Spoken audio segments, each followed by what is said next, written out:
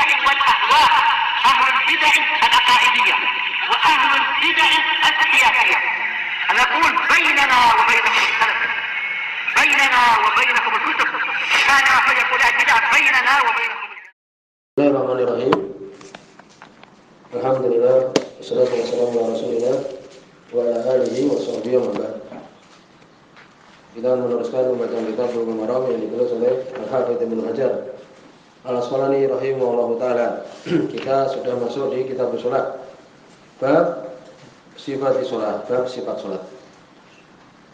Dan kemarin kita sebutkan bahwa di situ ada bukunya Syalbani, ya, beliau membuat buku khusus tentang masalah ini. Bahkan judulnya hampir mirip, Sifat Salatin Nabi sallallahu alaihi wasallam. Min takbir ila taslim, ka'annaka taraha.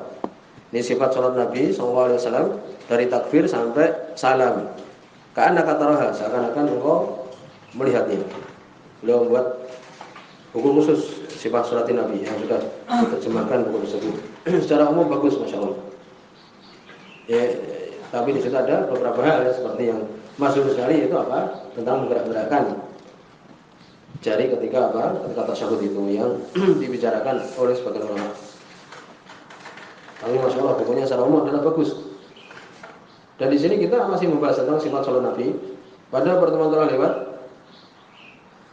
disebutkan bahwa seseorang yang dia itu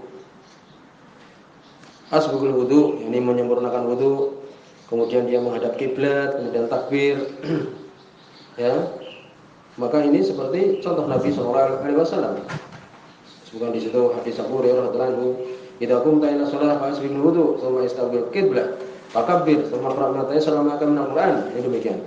Yang dari situ, dari hadis tersebut kita sebutkan beberapa rukun dari salat. Di antaranya sebutkan yaitu apa?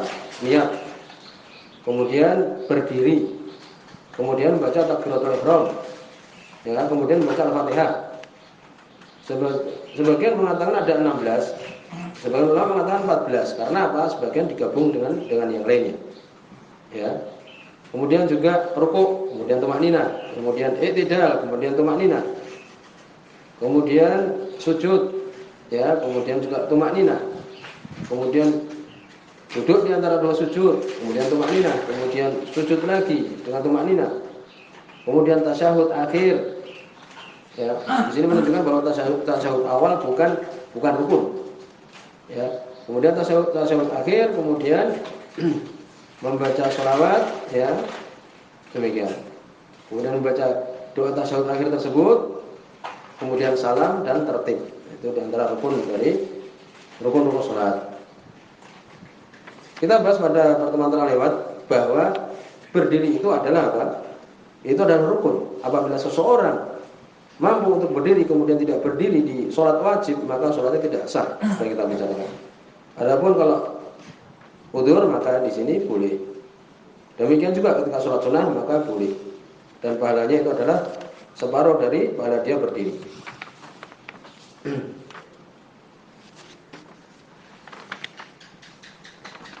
Kemudian juga disebutkan yakni takbir hendaknya dengan menggunakan bahasa Arab, ya. Kemudian dengan lafaz yang sudah disebutkan, Allahu Akbar. Ya, demikian. Kalau mengatakan Allahu Akbar dengan pertanyaan seperti itu, maka ini tidak sah. Ya. Lam yajuz, ini tidak boleh. Tapi sebagian karena apa? Karena bodoh dia. Kemudian berikutnya di situ ada permasalahan juga, kita teruskan. Mengucapkan takbir, ya, mengucapkan takbir ketika kita takbir itu, ya. Demikian juga ketika mau sujud, ketika berdiri dari sujud, ya. Apakah disyaratkan untuk kemudian keras? Kesimpulannya adalah disebutkan oleh Syekhul Islam Ibnu Taimiyah bahwa al-iktifa bil ityan bil huruf, cukup dengan menyebutkan hurufnya. Wa illam yasma'ha, walaupun tidak mendengar. Allahu Akbar, walaupun tidak keras. Yang penting kita sudah berucap. Ya, walaupun diri kita tidak sampai mendengar. Kan demikian. Ya, demikian. Sebagian mengatakan didengar dirinya, tapi ulama lebih tepat itu. Yang penting dia sudah melafazkan, mengeluarkan huruf tersebut walaupun tidak mendengar. Itu. Kemudian disebutkan juga untuk imam mengeraskan bacaan takbirnya itu. Ya, demikian.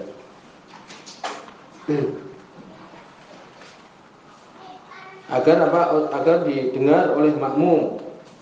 Ini demikian disebutkan.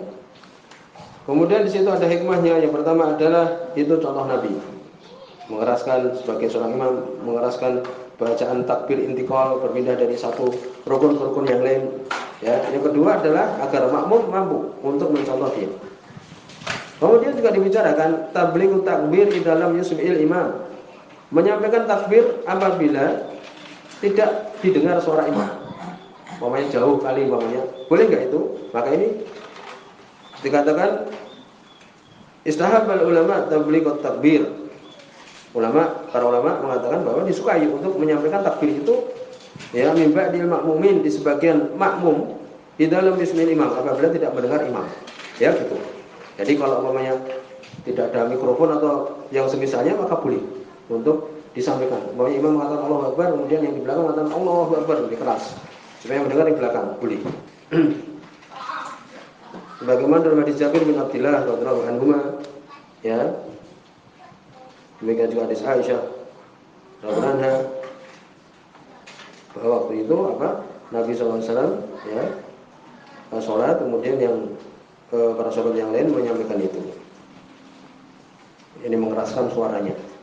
Adapun kalau tidak ada udzur, tidak ada keperluan, maka ini dikatakan tidak boleh, ya. Jadi, wallahu alam ya, seperti umpamanya sekarang ini di Mekah. Ya, ini sudah jelas suaranya, umpamanya imam mengatakan, kemudian Kemudian di situ ada yang mengulangi, Allahu Akbar, kemudian Allahu Akbar, itu. Wallahu alam dikatakan itu tidak disyariatkan. Maka disebutkan di As-Sirah Al-Halabiyah, ittafaqal a'immah al-arba'ah ala anna tabligh hina idzin bid'atun munkarah. Dikatakan tabligh seperti itu, menyampaikan seperti itu adalah bid'ah yang mungkar. Demikian. Kemudian disebutkan di sini, bagaimana kalau kita terlambat? Paham ya? Kita terlambat. Imam dalam keadaan sujud sudah. Kita terlambat. Apa yang kita lakukan? Takbirnya berapa kali kita? Apakah takbiratul ihram atau kemudian juga takbir untuk sujudnya itu? Disebutkan di sini kesimpulannya adalah dhahaba jumhur ulama ila annahu tudzi'uhu takbiratul ihram. Cukup takbiratul ihram. Allahu Akbar. Ya, takbiratul ihram itu langsung kita sujud. Demikian. Karena kalau kita mau takbir berikutnya untuk berpindah ke sujud, dari berdiri ke sujud, maka sudah habis waktunya kan? Sudah tidak ada waktunya lagi, tidak ada tempatnya lagi. Sehingga cukup Cukup takbiratul ihram langsung sujud. Ini demikian.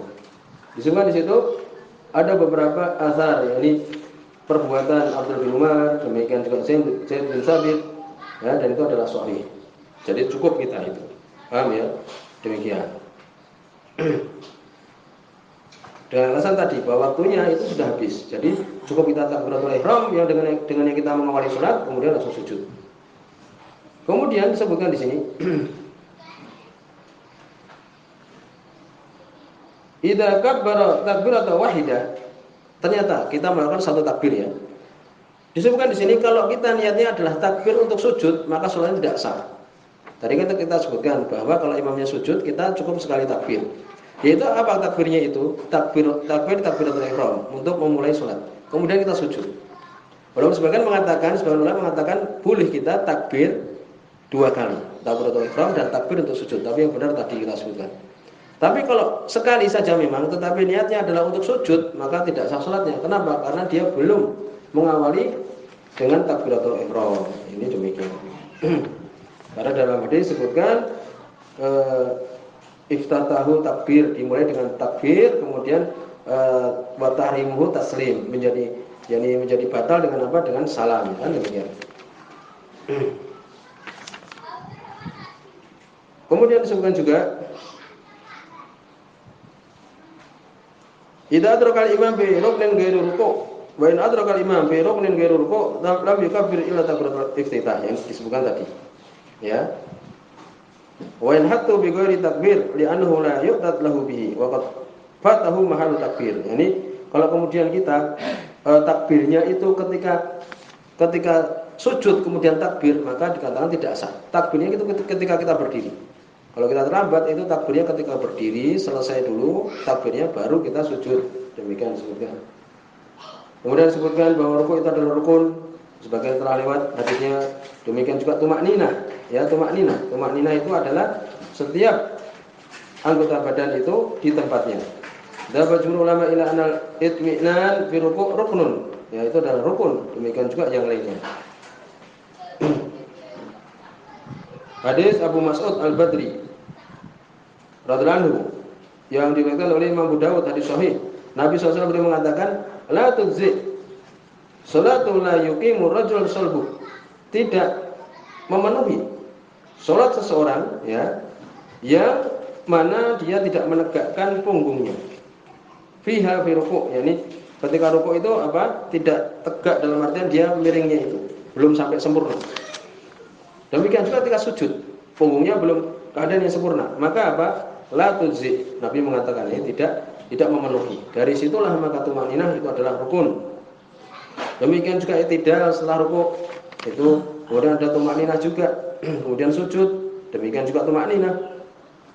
Ya. Demikian juga ketika duduk di antara dua sujud.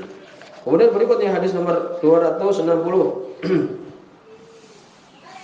Di bab sifat salat ini, wa Nabi Humaid As-Sa'idi radhiyallahu anhu. Hadis muttafaqun alaih. Hadis dikeluarkan oleh Imam Bukhari ini hadis ini. Dari sahabat Abu Humaid As-Sa'idi radhiyallahu anhu, qala beliau mengatakan, raitu Rasulullah sallallahu alaihi wasallam, aku melihat Rasulullah sallallahu alaihi wasallam idza kabbara, apabila beliau bertakbir, ya, ja'ala yadayhi hadwa mankibai. Menjadikan kedua tangannya itu, yakni telapak tangannya itu hadwa, sejajar mangkibaihi. Mana itu mangkib? Pundak. Jadi takbir itu yang disebutkan dalam hadis ini adalah apa? Tangan, telapak tangannya itu sejajar dengan apa? Dengan pundak. Nanti akan disebutkan juga dalam riwayat yang lain, yaitu apa? Riwayat yang sahih juga, bahwa itu adalah hadwa furu' udunai, sejajar dengan furu', yakni cabang dari kedua telinganya. Ini telinga ini sejajar itu. Jangan di atasnya. Paling tingginya adalah sejajar dengan telinga ini. Sudah. Ada sebutkan juga ya, untuk di antara keduanya, di antara telinga dengan di antara pundak. Berarti ada 3 keadaan. Walaupun sebagian mengatakan 2 saja. Jadi apa hadis ini? Ya, ini ketika takbir itu, kemudian telapak tangannya itu sejajar dengan pundak. Ini hadis riwayat Imam Bukhari ini. Nanti kita akan sebutkan juga dibawakan oleh Ibnu Hajar sejajar dengan telinga. Paham ya? Itu. Jangan di atas lagi, jangan ke atas lagi. Ya, posisinya adalah sejajar, paling tingginya sejajar dengan telinga ini. Ini paling tinggi.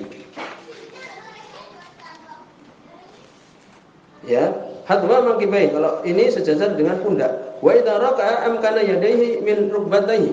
Apabila rukuk beliau memampukan, yakni mampu atau meletakkan kedua tangannya itu di rukbah, di lutut. Itu ketika rukuk tangannya di lutut. Sebagian kita lihat di apa? Di betisnya itu salah, ya salah. Tidak kita dapatkan riwayat itu. Atau ada yang di paha dengan ditekuk tangannya itu, ya salah. Summa hazara dhahrahu, kemudian beliau memiringkan, ya menundukkan punggungnya. Walaupun disebutkan di sini tafsir hazara di sini,